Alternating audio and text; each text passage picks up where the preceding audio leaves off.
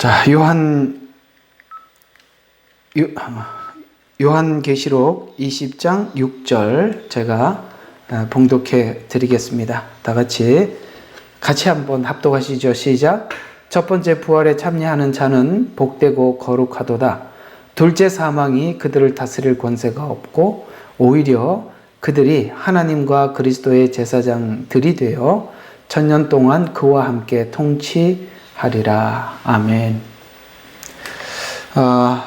천년 왕국을 제가 좀 시간을 많이 할애해서 여러분들과 함께 이 부분을 아주 선명하게 지나가고자 하는 이유는 이 천년 왕국에 대한 이방인들이 가지고 있는 이해가 너무나도 없기 때문에 그렇습니다.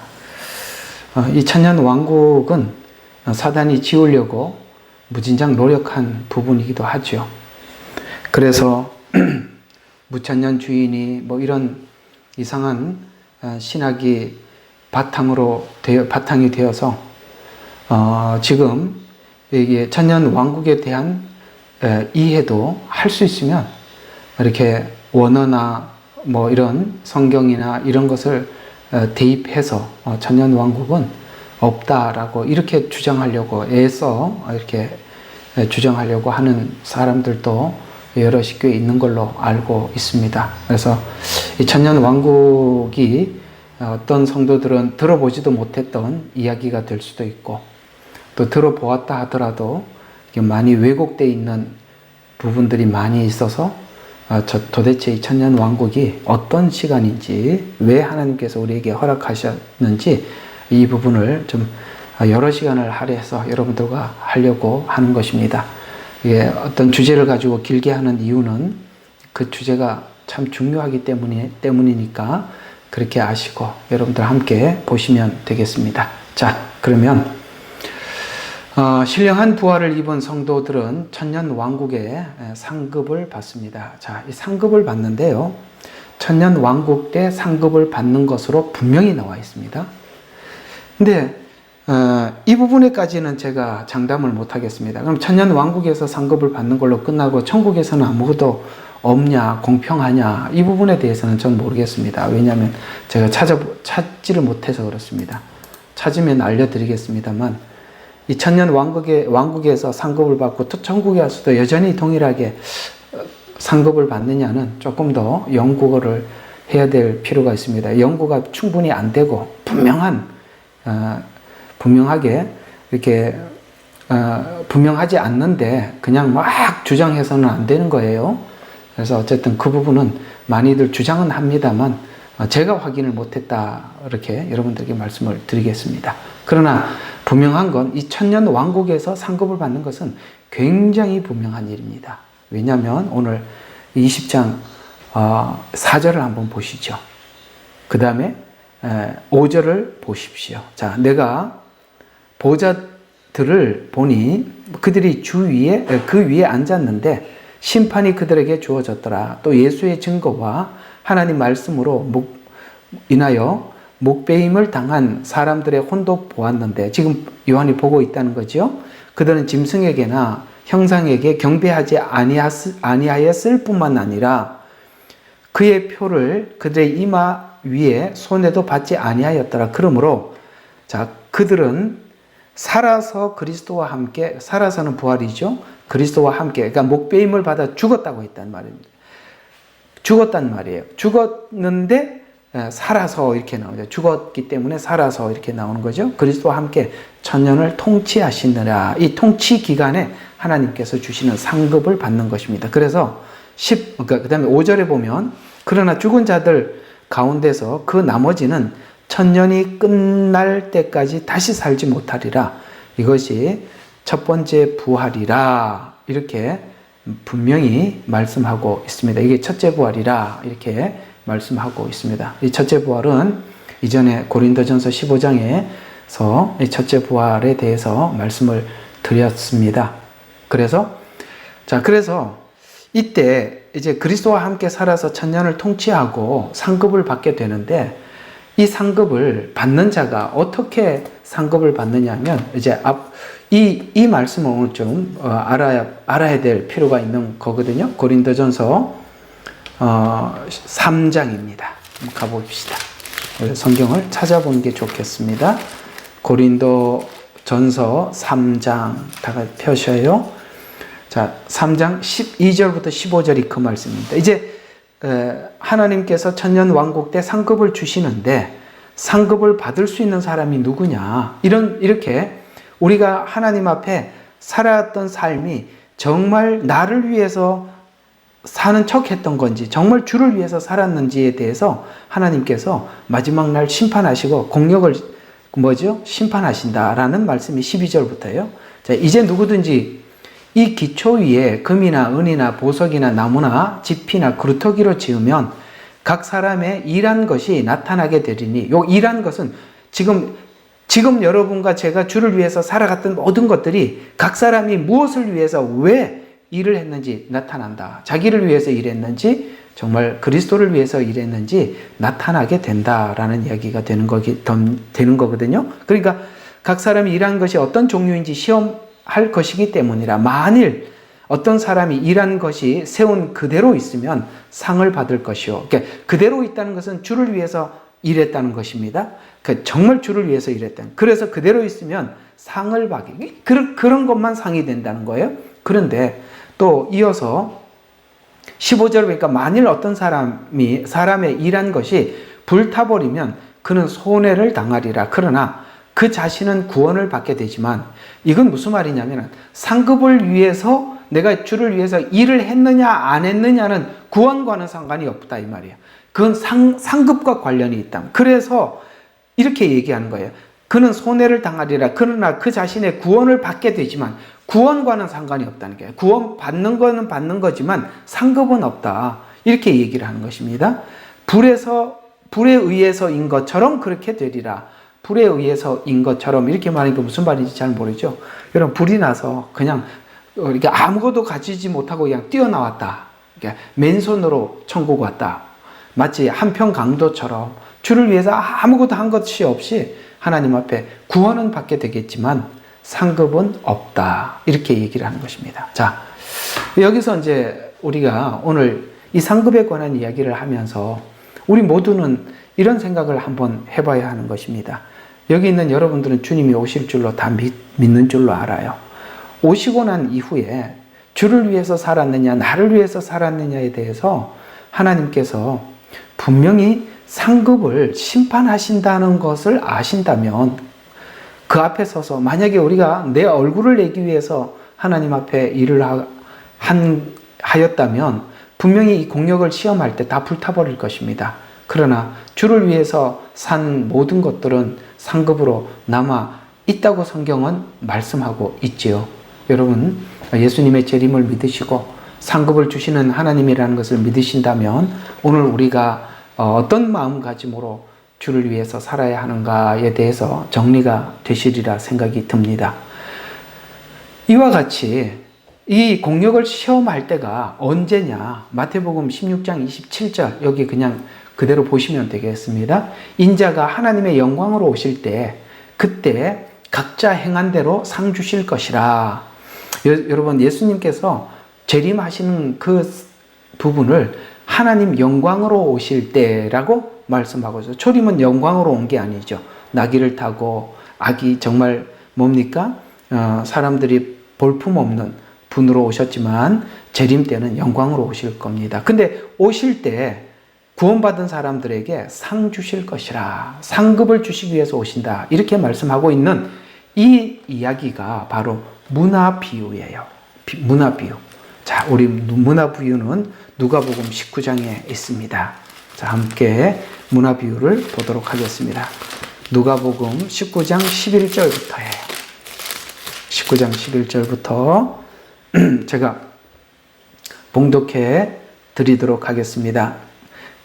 그들이 이 말씀을 듣고 있을 때 주께서 비유 하나를 들어 말씀하시더라. 이는 주께서 예루살렘에 가까이 계심으로 그 사람들이 하나님 나라가 당장 나타나는 줄로 생각하였기 때문이라. 그러므로 주께서 말씀하시기를 어떤 귀인이, 이제 비유를 드는 겁니다. 어떤 귀인은 바로 예수님 자신을 지칭하고 있습니다. 왕국을 받아서 오려고 먼 나라에 가겠다. 여기서 왕국은 뭐죠? 천년 왕국입니다. 그걸 받으러 오려고 먼 나라에 가게 되었더라. 주님이 가셨다라는 이야기죠.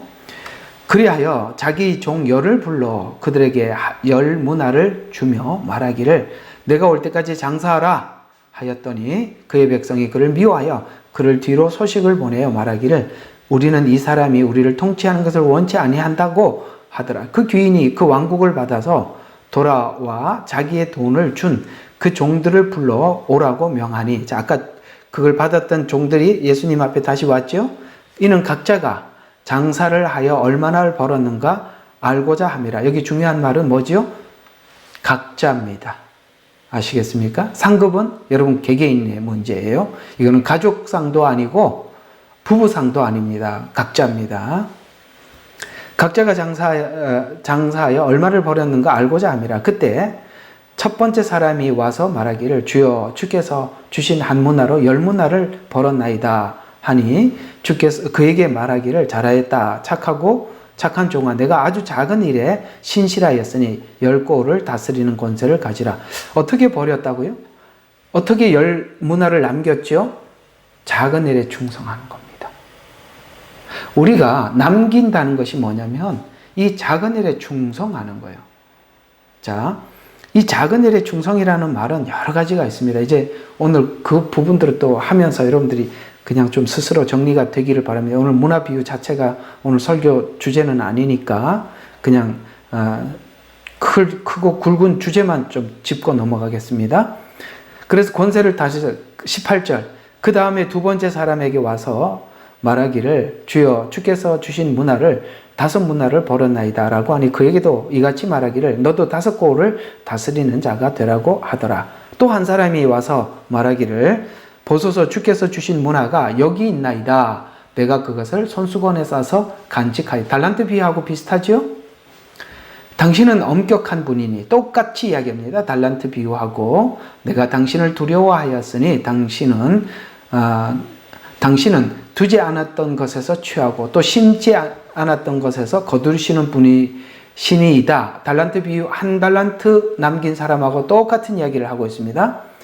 주께서 그에게 말하기를 악한 종아, 내 입에서 나오는 말로 내가 너를 심판하리라. 내 입에서 나오는 말로 너를 네가 지금 한 말로 심판할 것이다. 너는 내가 두지 않았던 것을 취하고 심지도 않았던 것에서 거두는 그런 엄격한 사람인 줄 알았도다. 그렇다면 너는 어찌하여 내 돈을 은행에 맡기지 아니하였나? 최소한 은행에 맡겼더라면 이자와 원금을 청구할 수 있었다. 이렇게 말씀하고 있습니다. 이 문화 비유와 달란트 비유는, 문화라는 이 호칭을 쓰는 것은 여러분 누가복음은 이방인에게 보낸 서신이고요. 마태복음은 유대인에게 보내는 서신이에요. 유대인들은 사용하는 그 화폐 단위가 달란트, 세겔, 이런 아시죠? 그 다음에 데나리온 이렇게 쓰지만 이방인들에게 보내는 서신에는 이렇게 문화를 썼어요. 우리가도 여기 호주는 달러라 그리고 한국은 원이라 그리고 그다음에 중국은 위엔 이렇게 부르듯이 그렇게 서로 화폐를 부르는 호칭이 달라서 그런 것입니다. 그래서 누가복음에는 그런 측면에서 이방인에게 보내는 서신이니까 달란트라는 단어를 쓰지 않고 문화라는 비유를 썼어요. 근데 여기 있는 이 이야기가 정확히 어떤 이야기냐면 종에게라는 말로, 그러니까 달란트도 종이라고 표현을 하고 있고 여기도 종들을 불러 주었고 종들을 불러서 세임을 했습니다. 자, 종이라는 말. 자, 한번 오늘 이 이야기를 좀 정리를 할 필요가 있습니다. 여러분, 예수님을 영접하면 하나님이 우리 주인이 되고 우리는 하나님의 종이 되는 겁니까? 아니죠. 여러분, 예수님을 영접하면 하나님의 자녀가 되죠. 그렇습니다. 구원에서는 하나님의 자녀입니다. 그러나 하나님께서 우리에게 맡겨준 사명에 대해서는 주종 관계로 보겠다는 겁니다. 그래서 종이라는 말을 쓰고 예수님을 주인이라고 표현을 하는 것입니다. 그리고 정확하게 셈을 하기 위해서 달란트, 숫자로 표시하는 것입니다. 숫자가 아닌 것은 우리가 융통성이 있지만 숫자는 애누리가 없죠. 1은 1이고 2는 2입니다. 아시겠습니까? 그래서 5을 줘서 5을 남기면 분명히 5을 남겼기 때문에 10, 이렇게 숫자가 정확한 수치가 나오는 거예요. 그래서 여러분들이 하나님의 자녀이지만 하나님께 부르심을 받은 사명이 있음에 대해서도 누구도 부인할 수 없는 것입니다. 그리고 그 사명에 따라서 하나님께서 그 일에 어떻게 대했는가에 따라서 하나님께서 분명히 상급을 주시는데, 여기서 잘 들으셔야 돼요. 그러면 이 부르신 사명이 뭐냐? 2가지가 있습니다. 여러분 개인에게 요구하는 사명이 있고, 여러분 자신에게, 또 여러분 자신이 타인을 위한 사명이 있어요. 2가지 사명이 있어요. 뭐라고요? 하나님께서 우리 각 개개인에게 나에게 주시는 사명이 있고, 타인에게 주시는, 나를 통해서 타인을 위해서 해야 될 사명이 있다는 거예요. 이 2가지가 동시에 있다는 걸 아셔야 돼요. 하나는 뭐냐면은 나에게 주신 사명이 뭐냐? 오늘 여기 나에게 주신 사명에 대해서 여기서 이 한 달란트, 그러니까 한 문화를 받은 사람이 한 말이 그 말이에요. 당신은, 오늘 21절을 보니까 엄격한 분이기 때문에 당신을 두려워하였다. 여러분, 당신은 두지 않았던 것에 취하고 심지 않았다. 이게 무슨 말이냐면, 이 책임이, 종은, 주인이 뭔가를 맡겼으면 그 안에서 활용을 해서 남겨야 할 사명이 있는데, 이걸 굳이 내가 할 필요가 없이 내가 이걸 해서 남기는 게 아니라, 당신은 아주 엄격하신 분이라 심지 않은 데서도 거두고 이렇게 하실 수 있는 분이라는 거예요. 그러니까 이건 굳이 내가 하지 않아도 주인인 당신도 할 수 있는 일이 아닙니까? 이렇게 얘기하는 거예요. 자, 이 이야기가 되게 어려워 보이지만은 우리가 흔히 하는 말로, 여러분 이런 말을 우리가 자주 하지 않나요? 에이, 하나님이 다 하시겠지 뭐, 내가 할 일이 뭐가 있겠어, 이렇게 했다는 거예요. 아주 제가 여러분들의 아주 알아들을 수 있는 말로 다 풀어서 전해드린 것입니다. 뭐라고요? 내가 할 게 뭐가 있어, 하나님이 다 알아서 하시지, 이렇게 생각하는 거예요. 이 한 달란트 받은 사람, 그 다음에 한 문화 받은 사람이 그렇다는 거예요. 여러분과 제가 그리스도 예수 안에서 분명히 우리가 하나님 앞에 우리가 해야 될 일이 있다 그랬어요. 우리가 해야 될 일이 뭐냐면, 내가 그리스도 안에서 그리스도를 닮아가는 삶을 살아야 해요. 이걸 보고 성화라고 이야기해요. 여러분, 성화는 하나님이 알아서 하시는 겁니까? 아니면 내가 싸워서 노력하고 애를 쓰고 기도하고 몸부림쳐서 하나님 앞에 그리스도를 닮기 위해서 애를 써야 하는 것입니까? 여러분, 이 성화는 우리가 심지 않은 데서 거두는 게 아니라 우리가 애를 쓰고 노력을 해야 되는 거죠. 그렇죠? 예를 들어서 애굽에서 나왔을 때는 하나님이 다 하셨어요. 한 문화를 가진 사람, 이 얘기가 맞아요. 하나님께서 우리 인간이 한 게 아무것도 없어요. 하나님께서 홍해를 가르시고 이스라엘 백성들 건너게 해주셨어요. 구원이 그렇습니다. 그러나 성화는 어떤 거냐면, 우리가 애써 장사를 하고 노력하고 해서 우리 스스로가 그리스도 안에서 바뀌어야 되는 거예요. 이게 하나님께서 나 개인에게 요구하는 거예요. 그것만 요구하는 게 아니라, 여러분 교회 안에서 여러분에게, 우리 믿는 모든 사람들에게 주신 부르심이 뭐예요?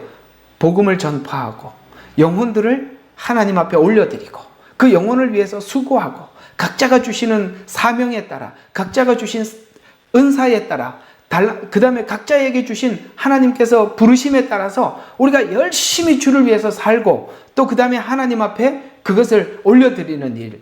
그래서 여기 이 한 문화 가진 사람, 성화도 하나님이 알아서 나를 바꿔주셔야지 제가 뭘 하겠습니까? 하고 땅에 파묻어 두었고, 하나님께서 타인을 위해서 해야 될 사명조차도, 이거 내가 할 게 뭐가 있겠습니까? 하나님이 다 알아서 하시지요 라고 했다는 것이에요.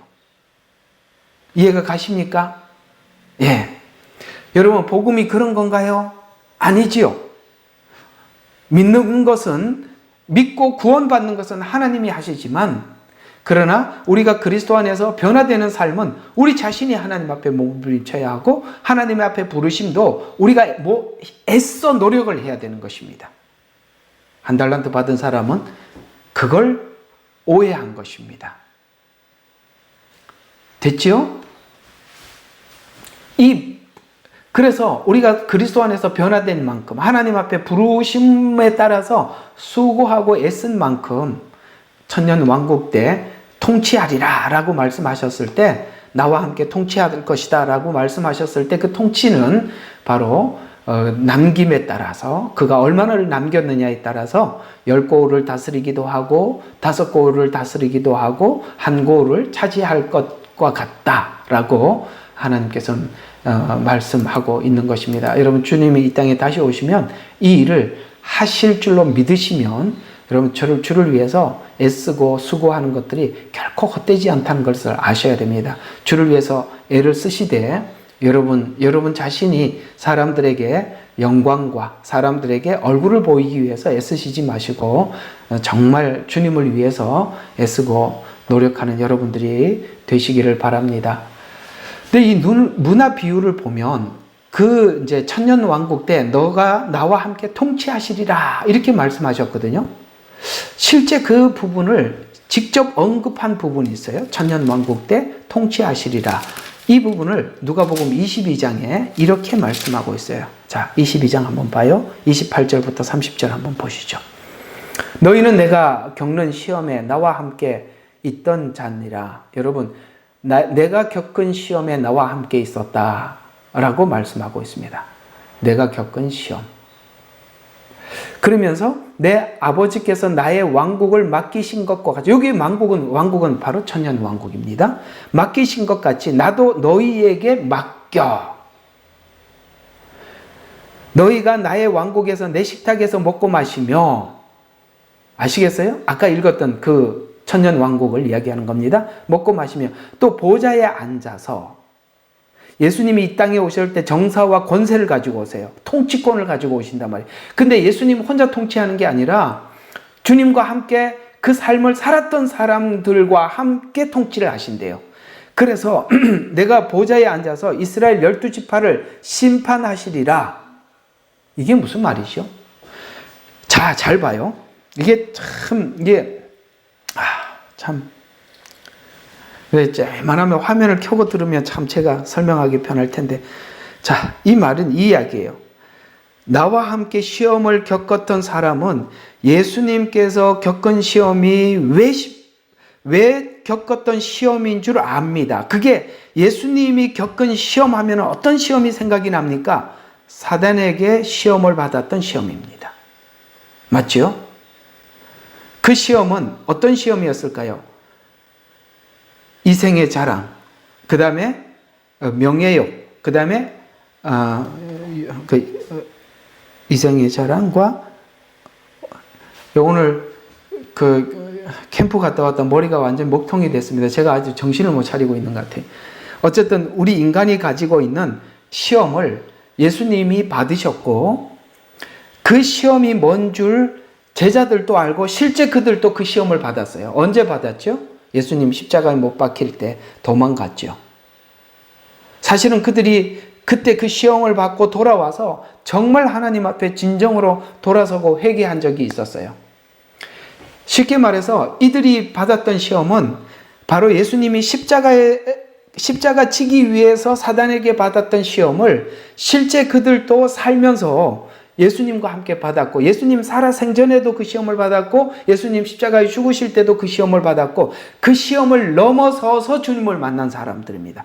이해가 가요? 그 시험을 넘어서서 주님을 만난 사람들이고, 여기 있는 이스라엘 12지파는 그런 시험 없이 하나님을 섬기는, 율법으로 섬기는 사람들입니다. 그러니까 누가 누구를 통치한다는 거예요? 예수님께서 십자가 안에서 주신 은혜를 받아들이고 알고 있는 자가 그걸 모르고 있는 그 이스라엘 12지파를 심판하시리라, 통치할 것이다. 그래, 여기 보니까 이스라엘 12지파를 심판하시리라고 하시더라라는 이 말은 은혜를 경험한 자와 율법 안에서 하나님을 섬기는 자가, 이스라엘 백성 중에서 우상에게 절하지 않는 사람들은 그들이 하나님을 사랑해서가 아니라 계명을 지키느라고 우상에게 절을 하지는 않았습니다. 성진아, 알아듣니? 아빠 말? 아무도 이걸 안 보고 있으니까 알아듣는지 모르겠어요. 이해가 가요? 이거는 이해가 꼭 가야 되는 거예요. 주님과 제자들은 시험을 겪어서 예수님을 만난 사람들이고, 이들은 이스라엘의 12지파는 그런 걸 모르는 사람들이에요. 그러니까 천년 왕국 때 그들이 여호와를 아는 지식이 온 땅에 충만하다 그랬습니다. 이렇게 주님과 함께 시험을 겪었던 사람들이 그들을 가르치는 거예요. 그래서 이 여호와를 아는 지식이 온 땅에 충만한 겁니다. 그냥 간단하게 마무리하면 둘째 아들이 첫째 아들을 가르친다. 이렇게 설명을 하고 끝내겠습니다. 됐죠? 자, 그런 것처럼 열문화 비유는 이방인을 대상으로 문화 비유를 했고, 달란트 비유는 유대인을 대상으로 설명을 하면서 맡기고 갔다라는 말은 예수님께서 십자가 지시고 승천했다는 말이고, 그 다음에 종이다라는 표현은 계산했는데 언제? 재림하고 난 이후에 이렇게 계산할 것이다 라고 말씀하고 있습니다. 자, 그냥 우리가 이거는 하나 그냥 지나가면서 한번 그냥 읽고 지나가 보도록 하겠습니다. 한 달란트는 6천 데나리온에 속합니다. 6천 데나리온. 한 데나리온이 하루 일하는 품삯으로 그렇게 이해를 하면 6천일 동안 했던 일한 것, 품삯 이렇게 표현할 수가 있지요. 요즘 최저시급 이렇게 대충 잡으면 5달란트는 한 24억 7천만 원, 2달란트는 10억, 1달란트는 4억 7천만 원 정도 이렇게 나온다고 합니다. 요거는 그냥 지나가면 되겠습니다. 자, 여러분, 이 문화 비유를 통해서 오늘 요한계시록 20장을 통해서 우리에게 주시는 말씀은 상급은 있다. 분명한 거죠. 그 다음에 상급을 준비하지 않는 자는 사실 이렇게 생각할 수 있습니다. 재림을 믿지 않는 사람들은, 이게 상급을 준비하는 사람들은, 정말 재림을 믿는 사람들은 재림하여서 하나님께서 이렇게 상급을 주신다는 것을 믿기 때문에 누구나 상급을 준비하기 위해서 애를 쓰겠죠. 사실 상급을 준비하지 않는 사람, 한 달란트처럼 이런 생각을 가지고 있는 사람은 우리가 한번 의심해 볼 필요가 있습니다. 정말 재림을 믿고 있는 건가? 또 상급을 준비하지 않는 사람은 복음을 오해했기 때문이다. 아까 주인은 굳은 사람이라 이렇게 생각을 했다는 거죠. 이거는 율법적 관점에서 주인을 이해하는 것이지, 복음적 관점에서는 주인이 그렇게 굳은 사람으로 이해하지 않습니다. 자, 그러면 상급을 믿는 자는 재림을 믿는 자인데, 그 다음에 상급을 믿는 자는 주인이 원하는 것이 무엇인지 아는 것이다. 아까 이제 개인에게 주신 사명, 그 다음에 우리 타인에게 주신 부르심, 이 두 가지 말씀을 드렸습니다. 자, 그러면 이 부분이 신약 속에서만 우리가 찾아봤지만 구약에서도 이 부분을 이렇게 설명하고 있습니다. 우리 이사야서 62장으로 한번 가보겠습니다. 구약에도 이 상급에 관한 말씀을 우리에게 진지하게 해주셨었죠. 62장 2절입니다. 자, 62장 62장 2절입니다. 이방인들은 내 의를, 모든 왕들이 내 영광을 볼 것이요, 너는 주의 입이 명명한 새 이름으로 불리리라.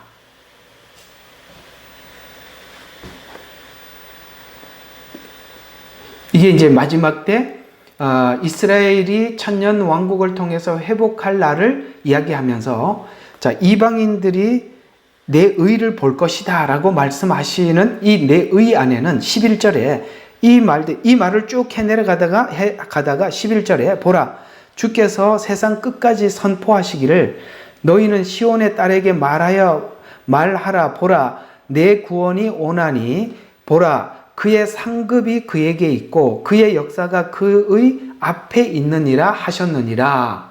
아멘. 뭐라고요? 그의 상급이 그에게 있고, 이렇게 말씀하고 있습니다. 여러분, 62장은 마지막 때 특별히 이 천년 왕국에 대해서 우리에게 말씀을 하시고 계시는 과정 속에서 11절에 주님께서 오심이 우리에게 주실 상급이 그에게 있다, 이렇게 분명히 말씀하고 있죠. 그러면 히브리서 11장 5절과 6절에 보면 정말 하나님께서 이렇게 정말 기뻐했던 한 사람 소개를 하고 있는데, 휴거의 대표자 이 에녹의 삶을 하나님께서는 이렇게 표현하고 있습니다. 그는 하나님을 기쁘시게 하는 자라, 이렇게 표현하고 있습니다. 이 기쁘시게 하다라는 말은 이런 의미를 가지고 있는데요. 동행하다. 그 다음에 동행하다는 말은 곧 기쁘시게 하다. 그 다음에 이걸 동행하다, 기쁘시게 하다라는 말이 같은 말인데 이렇게 표현을 하고 있는 거, 이렇게 이해를 하면 되겠습니다. 동행이 휴거까지 이어지게 된다, 이렇게 이야기가 되는 것입니다. 그러니까 하나님을 기쁘시게 하는 사람이 누구냐? 주님과 동행하는 사람들인데, 에녹이 그렇게 살았다. 에녹이 언제까지 그렇게 살았느냐? 주님께서 부르시는 그날까지, 휴거까지, 주님이 데리고 가는 그날까지 계속 동행했다. 그것이 하나님이 기뻐하는 것이다. 그래서 이런 자들이 하나님께서 그 상급을 주신다라고 말씀하셨는 것과 같이, 신약에 이 에녹과 같이 주님을 기쁘시게 하고 주님 오시는 그날까지 정말 주님과 동행했던 한 사람, 바울이 했던 이 에녹의 동행과 같은 의미에서 이렇게 말씀을 하고 있어요. 이것이 하나님과 동행하는 것이다. 이것이 하나님 앞에 상급을 받는 것이다 라는 것을 빌립보서 3장 10절과 14절에 말씀하고 있는 것입니다. 이렇게 말씀하시죠. 내가 그를 알고 압니다. 그를 알고 그의 부활의 능력과 그의 고난의 교제를 알아.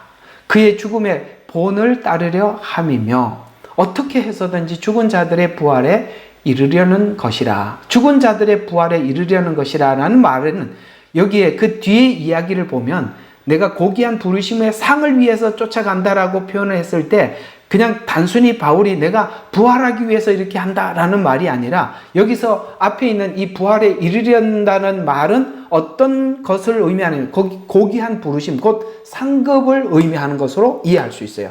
지금 부활하기 위해서 내가 이렇게 산다라는 말이 아니라 상급을 위해서 그렇게 산다라는 것, 라는 말로 그 뒤에 의미가 이렇게 따라 나오죠. 내가 이미 이르렀다는 것도 아니다.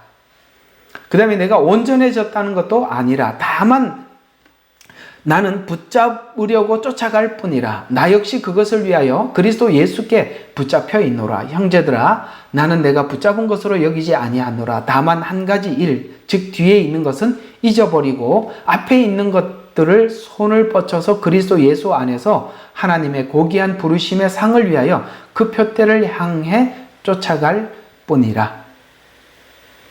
이해가 가시죠? 그러니까 이게 아까 말씀을 고귀한 부르심, 아까는 성화, 개인에게는 성화, 또 하나는 바깥으로는 바울에게는 이방인의 사도라는 부르심, 그것을 위해서 내가 쫓아간다. 내가 지금까지 했던 이 빌립보 감옥 이후에 얼마 살지 못하고 이제 이 사도 바울은 순교를 당하게 됩니다. 그러나 그가 사실 과거에 했던 수많은 일들은 많이 있었어요. 그러나 그것으로 자기는 만족하지 않고 남은 인생 여전히 주와 함께, 아까 앞에 표현을 하자면 에녹처럼 주님과 동행하며 하나님이 기쁘신 일을 위해서 살아가는데, 하나님이 기뻐하는 일이 뭔가 하고 봤더니 그 죽으심에 본받아서 그 죽으심을 본받는 것이다 라고 이렇게 표현하고 있습니다. 이제 정리가 되시죠? 하나님 기쁘시게 하다라는 말이 바로 그런 의미를 가지고 있다는 거. 자, 고린도전서 15장 40절과 41절에 보니까 몸과 영광에서 서로 다릅니다. 우리가 이제 부활을 하고 하나님 앞에 상급을 받을 때 몸에서 다르고 영광에서, 몸에서 다른 것은 아까 천년 왕국에는 들어가지만 죽음이 있는 부활, 그 다음에 천년 왕국에 들어가지만 죽음이 없는 부활, 이렇게 몸이 다르다고 했죠. 저번에 부활을 하면서 다루었고요. 영광에서도 다르다는 말은 상급에서 다르다는 거예요.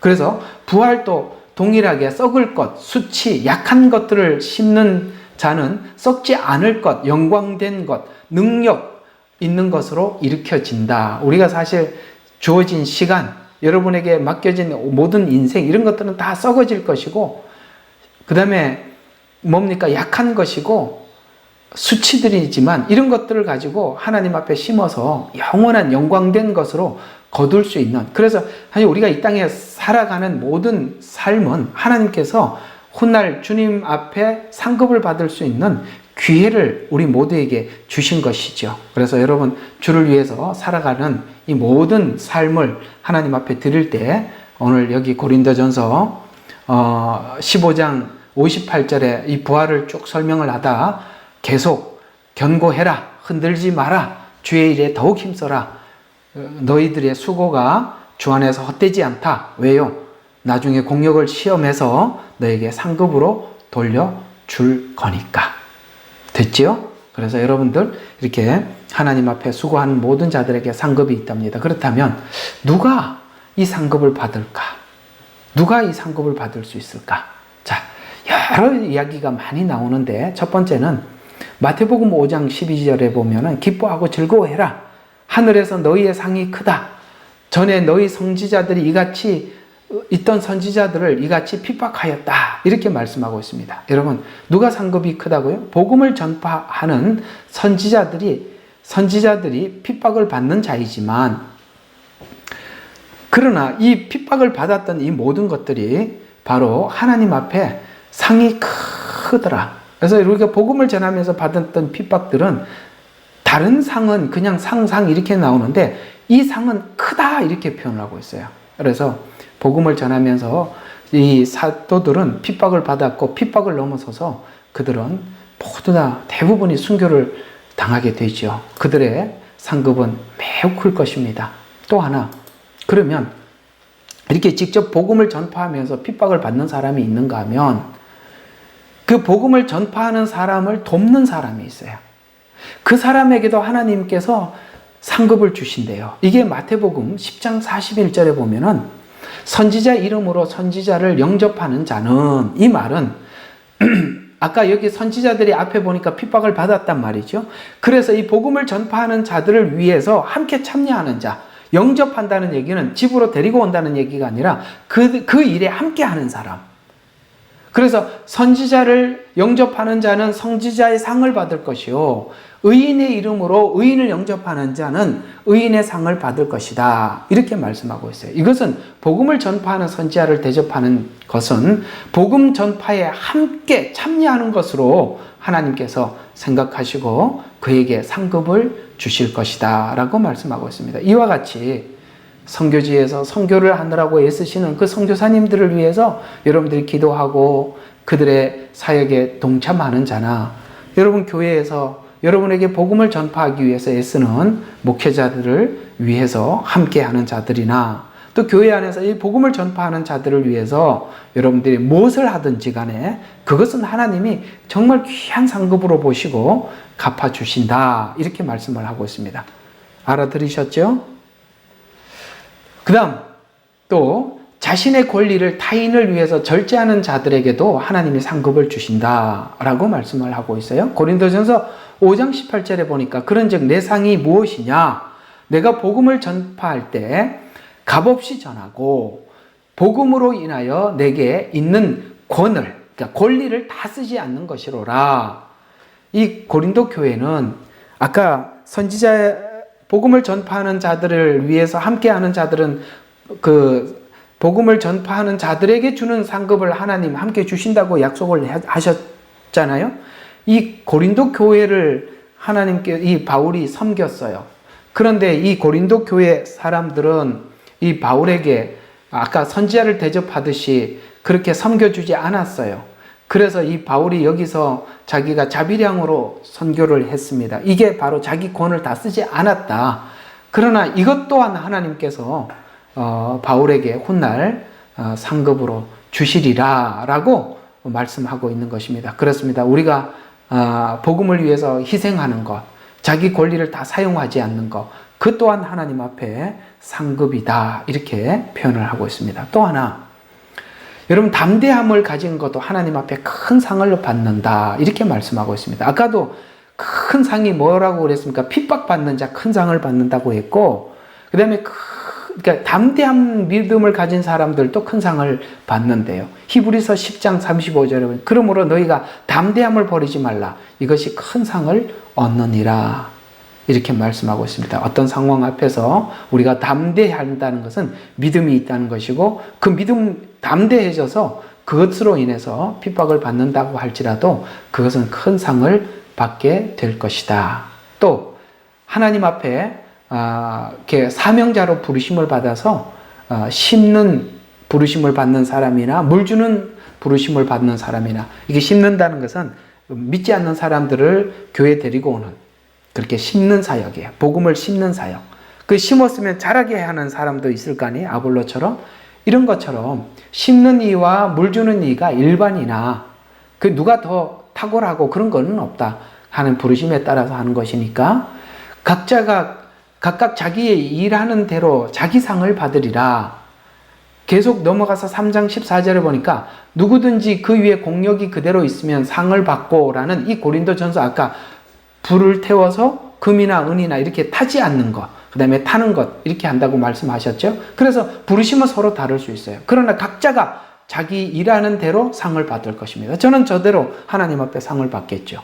여러분대로 하나님 부르심에 따라서 선지자를 대접하고 목회자를 섬기고 복음 전하는 자를 위해서 살고 그럴 때 저는 사실 저는 조금 이 부분에 대해서 참 성도들이 받은 복이 참 목회자보다 크구나라는 생각이 뭐냐면 여러분 목회자는 하나님 앞에 부름을 받아서 열심히 일하면 선지자들에게 주는 상을 받아요. 근데 성도들은요 선지자만큼 애를 쓰지도 않았는데도 선지자들을 대접할 때 선지자 상을 함께 받는데요.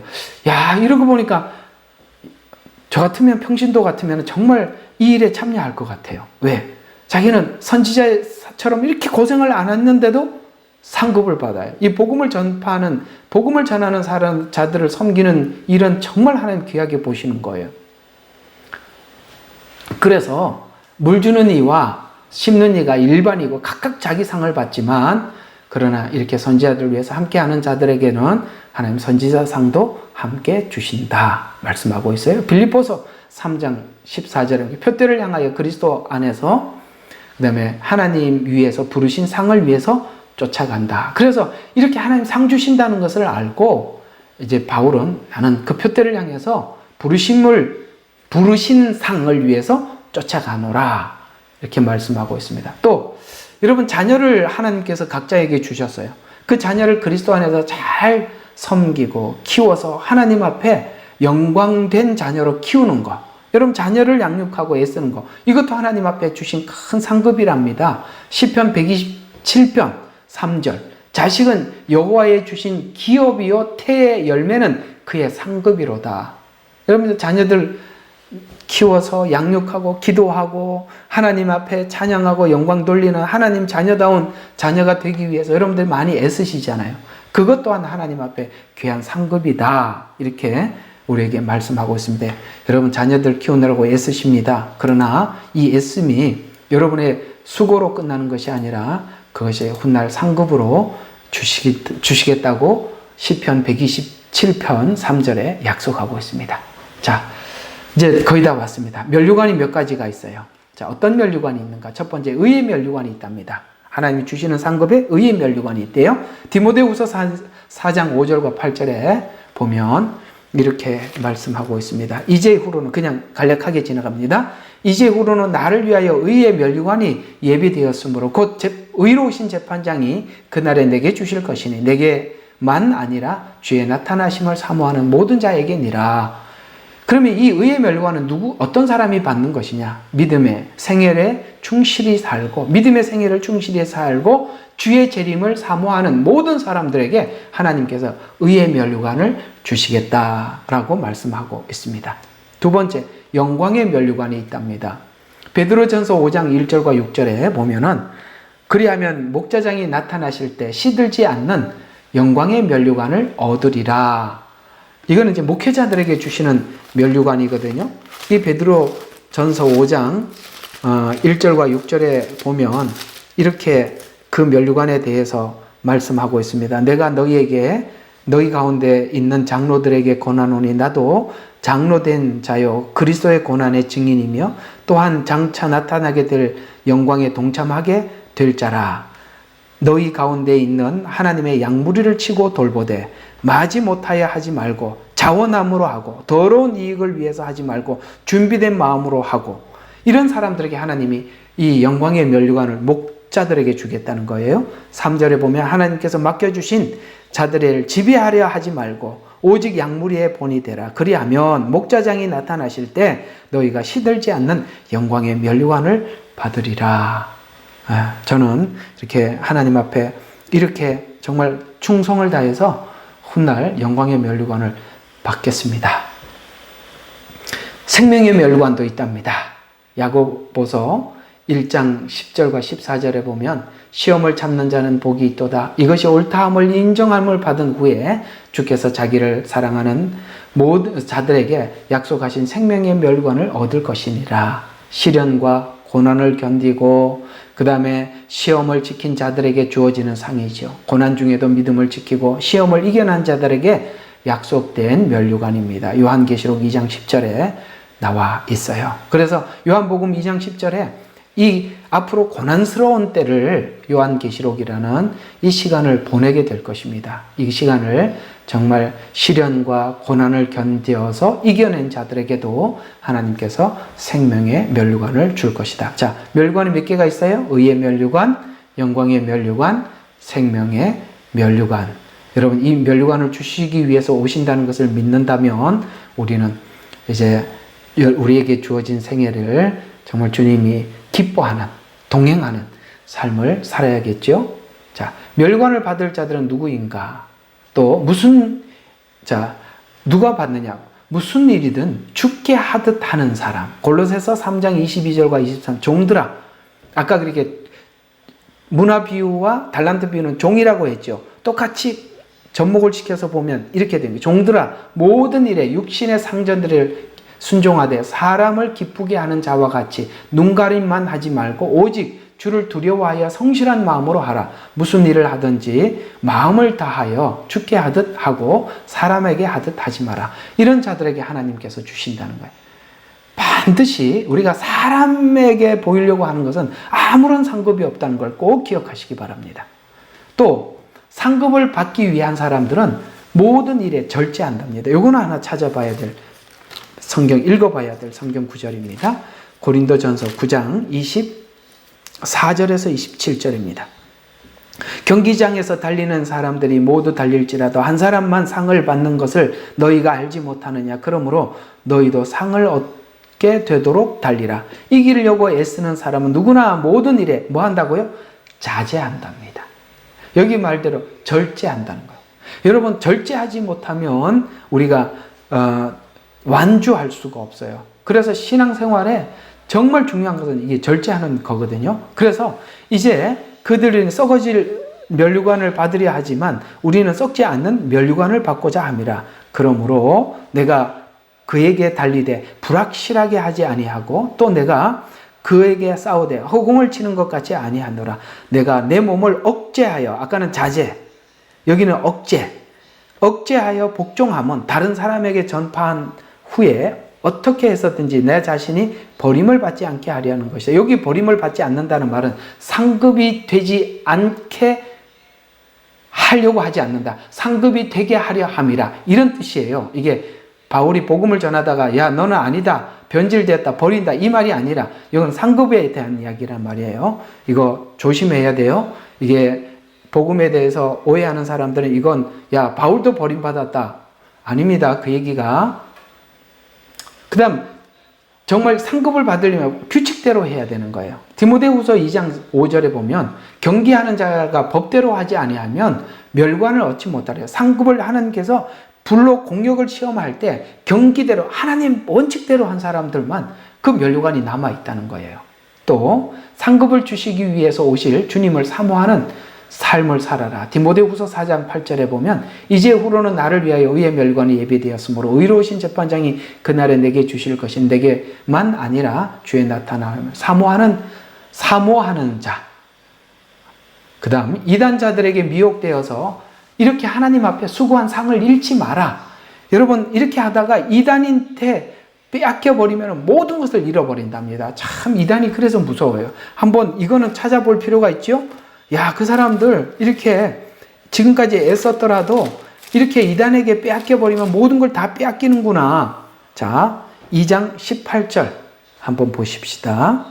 아무도 자의적인 겸손과 천사들을 숭배함으로 자기 상을 속여 빼앗지 못하게 하라. 그는 보이지 않는 것을 억지로 주장하고 자기 육신의 생각으로 헛되이 과장하여, 잘 봐요, 이단에게 빠지면 머리를 붙들지 않아요. 여러분, 머리가 누구죠? 예수 그리스도죠.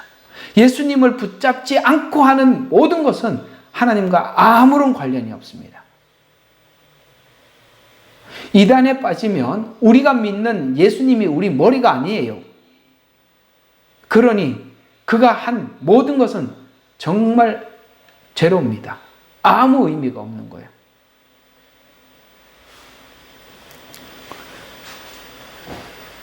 잘 기억하세요. 여기 읽었던 말 중에 뭘 기억하라는 거냐면 자기 상을 속여 상을 빼앗지 못하게 하라. 아시겠습니까? 이단에게 넘어가면 상이 빼앗겨집니다. 자, 마지막으로 여러분, 주를 위해서 산 거요, 냉수 한 그릇이라도 소자에게 떠주는 거 하나님이 기억하시고 갚아주신답니다. 마태복음 10장 42절. 또 누구든지 제자의 이름으로 내 소자 중 하나에게 냉수 한 그릇 주는 자는 내가 진실로 너에게 이르노니 그 사람은 결탄코 상을 잃지 아니하리라. 여러분, 주를 위해서 살아가는 모든 것에 대해서 하나님은 다 기억하고 계시다가 주님 오시면 여러분 수고한 대로 갚아주시고 상급을 주실 것입니다. 오늘은 이 상급에 대해서 여러분들에게 쭉 말씀을 드렸습니다. 하나님은 면류관도 준비하고 계시고, 그 다음에 주님이 오시면 이제 우리가 하나님 앞에 다스릴 고을도 준비하고 계시고, 또 우리는 주님이 오시면 이 받을 상급을 생각하면서 기대감으로 매일매일 살아가는 것이 성도의 매일 삶입니다. 하나님 앞에 우리가 상급을 받을 수 있는 기회는 우리 주변에 너무나도 많이 있습니다. 그러나 우리가 꼭 기억해야 될 것은 우리가 자기를 드러내고 자기를 나타내기 위해서 했던 어떤 것도 하나님 앞에 상급으로 남아있지 않습니다. 하나님은 거기에 대해서 철저하게 공력을 시험하실 것입니다. 또 하나, 우리가 주를 위해서 아무리 애를 써도 이단에게 빠지면 우리가 하는 모든 행위들은 하나님께 하는 게 아니라 그 교주에게 하는 것입니다. 머리가 예수님이 아니라는 걸 아셔야 하는 것입니다. 오랜만에 상급에 관한 이야기를 여러분들에게 나누었습니다. 이 상급은 천년왕국에 나누어 줄 것입니다. 그러나 이 상급이 천국으로 이어지느냐, 그건 제가 아직 연구를 못했고 확인을 못했다라고 말씀을 드렸습니다. 오늘은 제가 알고 있는 대로 여기까지 말씀을 드리겠습니다. 오늘 좀 기도하고 마치도록 하겠습니다.